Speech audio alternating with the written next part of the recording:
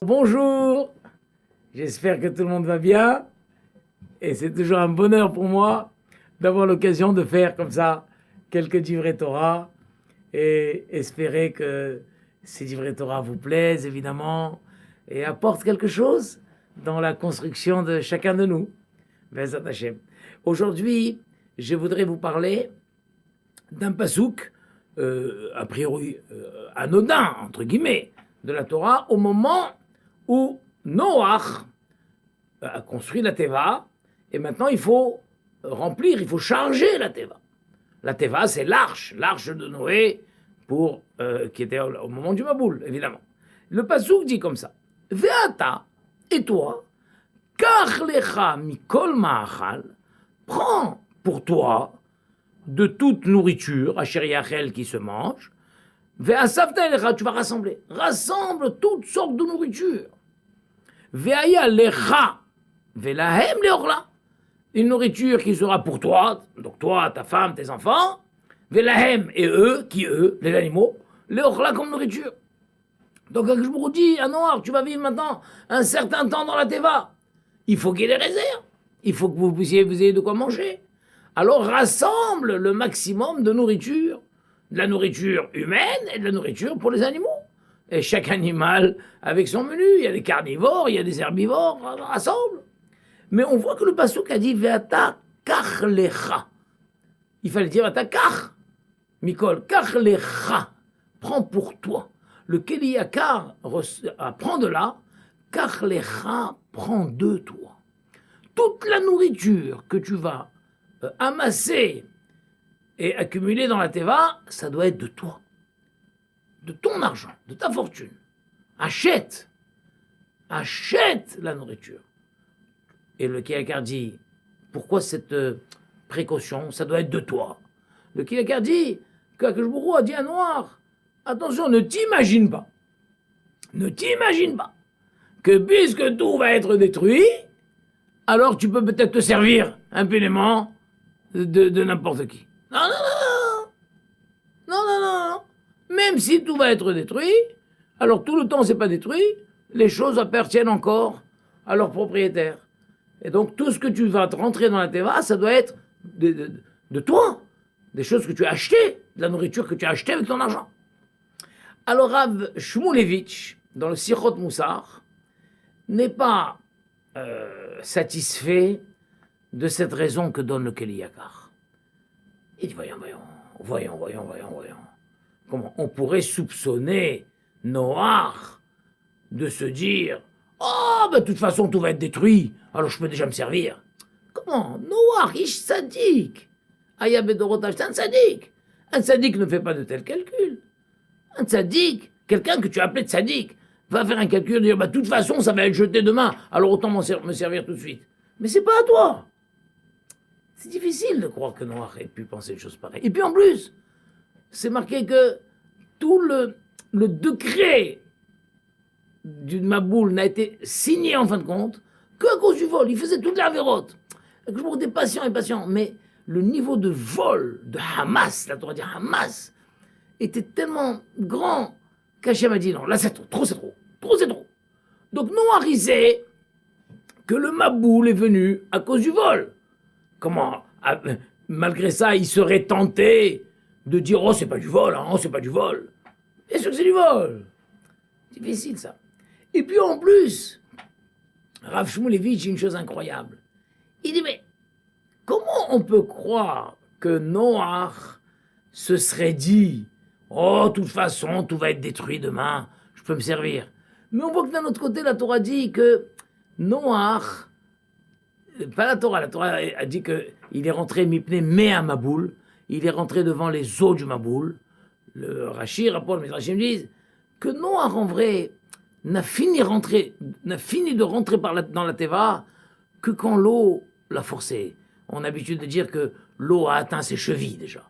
Mais au début, il ne voulait pas rentrer. Et Rashi nous dit une chose terrible, que Noach, il était miktane amana. Noach, il était de petite croyance. Il y croyait pas. Il disait, bon, le Maboul va venir. Bon, mais quand même, non, c'est pas possible. Bon, d'ailleurs, à Gave, il faut expliquer ça. Ça veut dire quoi que Noach était de petite croyance? Ça dit comme Noach. Non, ce qu'on veut dire, c'est que... Mais c'était pas nouveau. Cette situation n'était pas nouvelle. Que la génération de Noach s'était dégradée, c'était pas sa génération, ça faisait 10 générations. La Mishnah dans Pirkei Avot dit, il y a eu 10 générations entre Adam Arishon et Noach pour te montrer combien Hachem est patient. Ça faisait 10 générations que l'humanité s'était dégradée. Et combien Hachem est patient. Il a attendu des centaines d'années. 1600 ans et quelques. Hachem a attendu. Donc c'est ça que Noach se disait. Hachem a attendu tellement longtemps. Ça fait si longtemps que la situation est dégradée. Quoi, maintenant, il va finir par détruire le monde? Non, j'y crois, mais j'y crois pas. C'est quoi j'y crois pas? La patience d'Hachem, la miséricorde d'Hachem est tellement grande que je suis sûr qu'au dernier moment, il amènera pas. Il amènera pas le déluge. Donc Noach, il avait un côté où il n'y croyait pas trop. Donc, alors ne me dis pas maintenant d'un autre côté que Noach se disait « Oh, de toute façon, demain, tout va être détruit et je peux me servir impunément de tout ce qui appartient aux voisins. Tout est libre maintenant, c'est FK. » Ben non. Et lui-même, il n'y croyait pas vraiment. Encore une petite parenthèse, on voit quand même que l'expression... Et on voit, avant ça, on voit que Noach, il avait un peu raison quand il se dit, mais Hachem, mais non, Hachem, il le fera pas. Il le fera pas. On voit qu'effectivement, la Torah dit qu'il y a marqué, Vayhi ageshem ala haaretz. Il y a eu la pluie sur la terre. Comment, le Maboul, tu appelles ça de la pluie? Rachid dit, effectivement, au début, c'était une petite pluie gentille, douce qui est tombée. Gishme bracha, alors que je me dis, voilà, allez, je commence à faire pleuvoir. Il va pleuvoir, 1 jour, 2 jours. Si ils vont commencer à réaliser que c'est peut-être vrai et qu'ils vont faire tchouva, alors je ferai en sorte que ces pluies soient gishme bracha, des pluies de bénédiction. Et si malgré tout ils ne font pas tchouva, alors la pluie deviendra ma poule. Donc on voit que Noach, il avait raison, que il était encore patient, il y avait encore de quoi sauver. Encore de quoi sauver. Alors pourquoi on l'a appelé Ktane Amana? Parce que c'est quand même péjoratif quand on dit que Noach, il était Miktane Amana, de petite croyance. Alors je voulais dire que les Haramim, dans leur Ruach HaKodesh, ont su que malgré tout, ce qui a mené Noach à réfléchir de cette manière, c'était quand même au fond, un problème d'Emouna. Il n'était pas Mahamine 100%. C'est une chose incroyable, ça. Chacun de nous est parfois capable de faire un raisonnement, de faire une analyse. On dit, mais tu sais, ton raisonnement, il est juste. Ton analyse est juste. Mais ce qui a provoqué chez toi cette analyse, ce qui a provoqué chez toi ce raisonnement, c'est au fond ton manque d'émouna. Si tu avais une émouna à 100%, tu réfléchirais pas comme ça. D'accord? Donc ça, c'est très très délicat. Il avait raison dans son analyse. Mais c'est venu, Haram me disent, c'est quand même venu par un manque de croyance 100%. Il n'y a que nos Haramim qui connaissent le fin fond, le conscient, le subconscient et toutes les couches de l'être humain, où un homme, il peut avoir à plusieurs niveaux un raisonnement juste, mais qui provient malgré tout d'un problème à l'intérieur. Fermons la parenthèse. En tout cas, nous voyons que jamais Noach se serait permis d'aller voler, de se servir impunément de ce qui appartient aux autres. D'accord? Donc, ce que le Kiliakar dit, quand je lui a dit, tu attention, attention, tu achètes tout de ton argent, ne va pas voler. Le Rav Shmuel dit, j'ai du mal à croire ça. C'est pourquoi Rav Shmuel dit, je veux trouver une autre raison. Pourquoi fallait-il qu'il paye de son argent, car les rats, que tout ce qui était dans la Teva, c'était de lui. Pourquoi? Alors, il nous rapporte quelque chose d'extraordinaire. On sait, bien sûr, que la Torah, il y a 613 mitzvot dans la Torah, ça on le sait. Mais la Gemara Makot nous dit que plus tard, bien plus tard, est arrivé David Ameller et il a résumé, disons, les 613 mitzvot en 11 mitzvot. Rachid dit que David Ameller a vu que les générations n'avaient plus la force de prendre sur elles le joug des 613 mitzvot comme ça. Alors David Ameller dit, bon allez, je vous en dis 11. Ça, 11, vous pouvez faire, il peut faire, c'est bien. Ça, c'est David Ameller. Plus tard, même ça a baissé encore un petit peu, puisqu'est arrivé Ishaïa. Ishaïa a dit, bon, même 11, c'est trop. Allez, 6, vous pouvez. Allez, faisons 6. Et après est arrivé Mira. Mira dit quoi? Même 6, c'est trop. 3, vous pouvez. Allez, 3. Après est arrivé Irmia. Irmia dit quoi? Même 3, c'est trop. 2, vous pouvez. Alors, prenez 2. Jusqu'à ce qu'est arrivé Habakkuk. Habakkuk a dit quoi? Même 2, c'est trop. 1, vous pouvez. Alors, 1. Et c'est laquelle la 1? C'est laquelle la 1? Sur laquelle Habakkuk a dit, allez, 1, vous pouvez? Allez, 1. Laquelle? Vetzadik, be'emunato, yihye. Et le tzadik vivra avec sa émouna. 1, vous pouvez. Émouna, vous pouvez. Travailler votre émouna, quelles que soient les situations, dire, je suis mamine. Je ne perds pas ma émouna. Allez, là c'est difficile, on l'aura quand même, émouna. Et là c'est comme ça, émouna. Et là, émouna. Allez jusqu'au bout, émouna. Mettez-vous à fond, émouna, quelles que soient les situations, quelles que soient les circonstances. Accrochez-vous à votre émouna, ça vous pouvez. Allez, 1. Ouais. Alors c'est quoi? L'idée c'est quoi? Bien sûr qu'il y a la Torah. On va dire de cette Torah, il y a 613 racines qui sortent. Et chaque mitzvah, c'est une racine. Eh bien, en vrai, tu peux t'accrocher à n'importe laquelle des racines, n'importe laquelle des mitzvot, et tu la fais à fond, et tu remontes, tu arriveras à la Torah. La Torah, que je vous ai dit, tu as 613 chemins, 613 cordes, 613 moyens pour remonter à la Torah. Tu accroches celui que tu veux.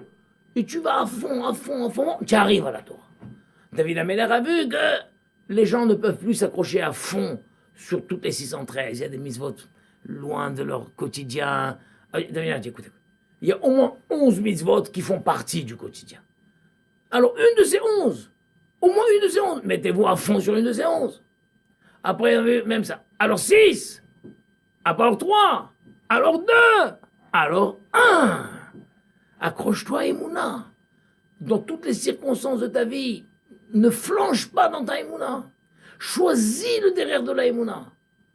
Et de cette manière, tu arriveras à la Torah. Et tout le reste sera facile après. Alors avec ça, on comprend qu'il y a dans la Gemara Shabbat, c'est marqué qu'il y avait un non-juif qui est allé chez Shammai et il lui a dit, le grand maître Shammai, il lui a dit, apprends-moi la Torah sur un pied. Sur un pied. Shammai lui a dit, il avait un bâton, le bâton avec lequel on mesure les constructions, et il a chassé avec son bâton. Il est allé chez Hillel, apprends-moi la Torah sur un pied, et Hillel lui a dit, écoute, ce que tu détestes qu'on te fasse, ne le fais pas aux autres. C'est ça toute la Torah. Tout le reste, c'est des commentaires. Va les apprendre. Et il les a appris. Et il a converti. Alors ça aussi, je me dis, c'est quoi cette histoire? C'est ce qu'on a dit maintenant. Ce non-juif est venu, il a dit, écoutez, dans la Torah, il y a 613 mitzvot. Moi, je veux me convertir. Mais comment? Je peux pas maintenant toutes les 613 mitzvot. Comme ça, comment commencer? Comment aborder? Donc il était chez sa main, il lui a dit, donne-moi une mitzvah. Sur un pied. Donne-moi une mitzvah sur laquelle je vais m'accrocher à fond et que grâce à elle, j'arriverai à remonter jusqu'à la Torah. Et Shammai l'a chassé, il lui a dit, non, tu peux pas. Tu peux pas. Une mitzvah, tu peux pas. Un binyan, c'est pour ça qu'on dit que, Marsha explique, il avait le bâton par lequel on mesure le binyanim. Il lui a dit, tu crois, un immeuble, tu crois qu'il peut tenir sur un pied, sur un poteau? Il faut au moins 3, 4. C'est pas possible ce que tu demandes. Un pied. D'accord? C'est-à-dire que pour un juif, peut-être, comment Shammai ne savait pas que Habakkuk a dit Emouna, quelqu'un qui est déjà juif, il a déjà l'héritage, ses parents et tout, d'accord? Il y a toute une base, de toute façon. Alors il faut maintenant une base plus solide autour de tout le reste. Alors Habakkuk a dit, allez, Emouna, accroche-toi Emouna. Accroche-toi Emouna. Mais un non-juif qui arrive et qui dit, je veux me convertir, mais donne-moi un pied sur lequel m'accrocher, Shammai lui a dit, c'est pas possible. Il est allé chez Hillel, Hillel a dit, c'est possible. C'est possible. Alors pourquoi Hillel ne lui a pas dit Emouna? Encore une fois, Emouna, ça c'est pour des juifs. Et Hillel lui a dit, attends, je vais te dire quelque chose que même en tant que non-juif, tu peux comprendre ça. Tu peux aller jusqu'au fond de ça. Tu regardes. Ce que tu n'aimes pas qu'on te fasse, ne le fais pas aux autres. Pourquoi Hillel lui a pas dit en positif? Il aurait pu lui dire en positif. Ben, ce que tu voudrais qu'on te fasse, fais-le aux autres. Non, parce que des fois, dire, je vais pas faire à tous les autres ce que j'aimerais qu'on fasse. Non. Donc Hillel lui a dit en retenue. Et ça, il lui dit, même toi qui n'es pas juif maintenant, qui au début, tu peux comprendre ça. Ce que tu veux pas qu'on te fasse, tu veux pas qu'on te prenne ta place, ne prends pas la place des autres. Tu veux pas qu'on te fronce les sourcils, ne fronce les sourcils aux autres. Et va jusqu'au bout de ça. Et petit à petit, tu vas remonter. Après, tu finiras par faire aux autres ce que tu as envie qu'on te fasse. Tu as envie qu'on te fasse un sourire, tu feras un sourire. Tu as envie que quand tu rentres quelque part, on t'offre une chaise, toi aussi tu offriras une chaise. Tu arriveras, tu remonteras. Au début, commence par ne pas faire aux autres ce que tu veux pas qu'on te fasse. Et petit à petit, et d'ailleurs on voit bien, parce que dans cette histoire, où est la part d'Hachem? Pareil, Rachidi, quand un homme il va dire, je veux pas faire aux autres ce que je veux pas qu'on me fasse, mais à un moment il va se dire, mais Hachem aussi c'est quelqu'un. Donc comment ça se fait que moi je désobéis à Hachem? Comment ça se fait que je fais des choses qui font de la peine à Hachem? Ah ben non, moi j'aimerais pas qu'on me fasse ça, moi. Et ben puisque j'aimerais pas qu'on me fasse ça, je le fais pas non plus à Hachem. Il est la tête formidable. Il a compris, si tu as un non-juif qui dit, donne-moi sur un pied, donne-moi quelque chose par lequel je vais commencer, et par lequel je vais me construire, je vais monter. Il a dit, voilà, fais ça. Donc on voit que, et tu arriveras à l'amour de l'autre, tu arriveras à l'amour d'Hachem, tu arriveras, ça se construit, l'amour de l'autre, l'amour d'Hachem, ça se construit. Et Bémet, comment ça se construit? Et c'est ça la grande révélation que Rav Shmulevitch a révélé, on peut dire. C'est que tous les gens croient que je donne à celui que j'aime. Ah ben j'aime bien celui-là, je donne un cadeau. Rav Shmulevitch dit non, c'est une erreur. C'est en donnant que tu vas aimer. Tu dis, oh je l'aime pas celui-là, je l'aime pas, je ne supporte pas. Mais aime-le, mais j'aime pas. Tu sais quoi? Commence à lui donner. Dis-lui des mots gentils, souris-lui, aide-le, offre-lui des choses. Tu verras que petit à petit, tu l'aimeras. En donnant, tu aimes. En donnant, tu aimes. En donnant, tu aimes. Et petit à petit, tu t'accrocheras. Alors maintenant, on a tout compris. Noach a vécu 1 an dans la Teva. 1 an. Il n'a pas fermé l'œil. Lui et ses enfants n'ont pas fermé l'œil dans la Teva. Nourrir tous ces animaux, le lion, la girafe, le rhinocéros, le singe, les oiseaux, tout. Chacun, il y en a qui mangent toutes les 2 heures, il y en a qui mangent toutes les 3 heures, il y en a qui mangent le jour, il y en a qui mangent la nuit. Il n'a pas fermé l'œil. D'ailleurs, plus tard, on dit qu'Avraham Avinu a rencontré Shem, et il lui a dit, mais qu'est-ce que vous avez fait dans la Teva pendant 1 an? Comment? Il n'en a pas fermé l'œil, on a passé notre temps à nous occuper des animaux. D'ailleurs, c'est marqué dans la Torah, Vayetze Ach Noach. Noach, il n'y a que Noach qui est sorti, le mot Ach, on apprend frapper. Noach est sorti frappé. On connaît tous le Midrash, où à un moment Noach il courait de l'un à l'autre, il a tardé pour amener sa nourriture au lion, et quand il est arrivé, ram, le lion là, l'a écorché sur la cuisse, il est sorti, Noach est sorti de la teva en boitant. Mais il y a d'autres midrashim qui disent il est sorti frappé, il était tout sanguillonnant. Noach est sorti, il a été griffé partout, de la tête aux pieds. Il s'est coulé du sang quand il est sorti. Un an, un tel l'a griffé dans le dos, l'autre l'a griffé sur le visage. Noach est sorti tout frappé de la teva. Un an, sans dormir, à nourrir. Comment il a pu? Comment il a pu? Alors Hachem a dit à Noach, tu sais, ça va pas être facile dans la teva. Dis-moi, tu aimes les animaux? Parce qu'il va falloir s'occuper des animaux, hein. Alors Noach, je sais pas, a dû dire, oui, j'aime bien les petits chats, j'aime bien les petits chiens, mais est-ce que tu aimes le lion? Est-ce que tu aimes la girafe? Est-ce que tu aimes le rhinocéros? Est-ce que tu aimes l'hippopotame? Est-ce que tu aimes la panthère? Ah ben non, pas spécialement, mais il va falloir que tu les aimes. Il va falloir que tu les aimes. Il va falloir que tu apprennes à les aimer. Parce que tu pourras pas t'occuper d'eux un an sans arrêt, nuit et jour. Mais comment je vais faire pour les aimer? C'est ça le secret. Car les rats, Mikol Machal. Tu sais quoi? Toute la nourriture qui va être dans la teva, achète-la avec ton argent. De ton argent, toute ta fortune. Toute ta fortune, tout ce que tu as pu accumuler dans ta vie, tous les diamants que tu as. Peut-être que Noach se disait, allez, je vais monter un teva avec un petit coffre avec des diamants, comme ça après, le monde va recommencer. Non, tout, Noach, il a tout dépensé. Ce qui fait que quand Noach, il arrivait chez le lion, il disait, tiens, mange, c'est de mon argent, ça. Girafe, mange, c'est de mon argent. Tiens, hippopotame, mange, c'est de mon argent. Noach, il a dépensé toute sa fortune, comme une maman qui va dire, mange ce gâteau, c'est moi qui l'ai fait, c'est moi qui l'ai fait, c'est moi qui l'ai fait. Ça, que je vous crois dit, c'est ça le secret. Noach, il va falloir que tu les aimes, ces animaux, sinon tu ne pourras pas résister un an. Pour ça, il faut que tu caches les rats. Tout ce que tu vas leur donner, ça doit venir de toi. Voilà. Donc ça, c'est un grand secret. C'est en donnant qu'on finit par aimer. Tu l'aimes pas, donne. Tu n'aimes pas ton voisin, tu n'aimes pas ceci-là, donne-lui, souris-lui, accompagne-le. Tu verras, tu finiras par l'aimer, Bezat Hashem. Voilà, bracha ve'atzlacha.